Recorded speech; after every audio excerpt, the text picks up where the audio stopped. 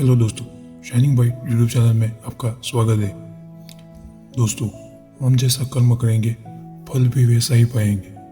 अगर इस बात को आपको विस्तृत रूप से समझना है तो आपको इस कहानी को पूरा देखना होगा। तो चलिए दोस्तों, इस कहानी को शुरू करते हैं। प्राचीन समय में एक राज्य में विष्णुदत्त नाम का एक राजा राज्य करता था। अपने नाम की ही तरह प्रजा की सेवा ही उनका धर्म था। उनकी प्रजा भी उन्हें राजा राम की तरह ही पूछती थी। राजा विष्णुदत्त सभी की निष्काम भाव से सहायता करते थे, फिर चाहे वो उनके राज्य की प्रजा हो या अन्य किसी राज्य की। उनकी ख्याति सर्वत्र थी। उनके दानी स्वभाव और व्यवहार के गुणगान उनके शत्रु राजा तक करते थे। उन राजाओं में एक राजा का नाम था भीम सिंह। जैसे राजा विष्णुदत्त की इस ख्याति से ईर्ष्या होती थी। उस ईर्ष्या के कारण उसने राजा विष्णुदत्त को हराने की एक रणनीति बनाई और कुछ समय बाद विष्णुदत्त के राज्य पर हमला कर दिया।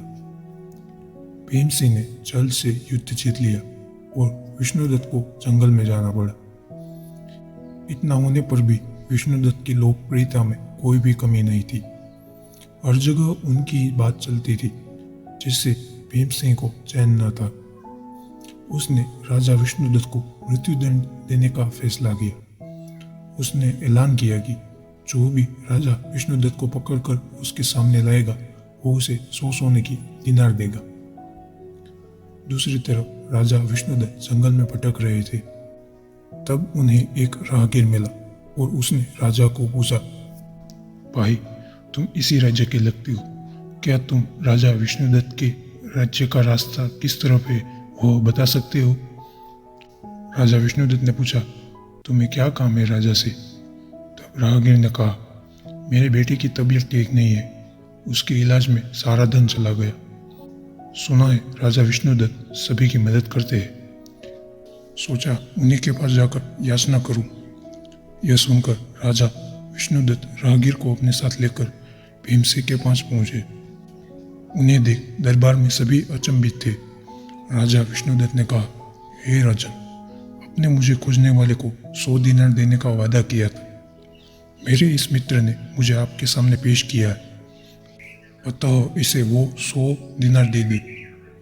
यह सुनकर राजा भीमसिंह को एहसास हुआ कि राजा विष्णुदत्त सच में कितने महान और दानी है, और उसने अपनी गलती को स्वीकार किया।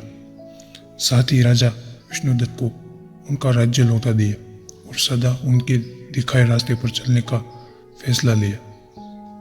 सीख, मनुष्य को अपने कर्म का ख्याल करना चाहिए। अगर आप अच्छा करोगे तो अच्छा ही मिलेगा। माना कि कष्ट होता है, लेकिन अंततः सदैव अच्छा होता है। इस कहानी से आपको कुछ भी सीखने को मिला हो तो हमारे इस वीडियो को लाइक और इस चैनल को सब्सक्राइब करना मत भूलिएगा। मिलते हैं अगले वीडियो। आपका धन्यवाद।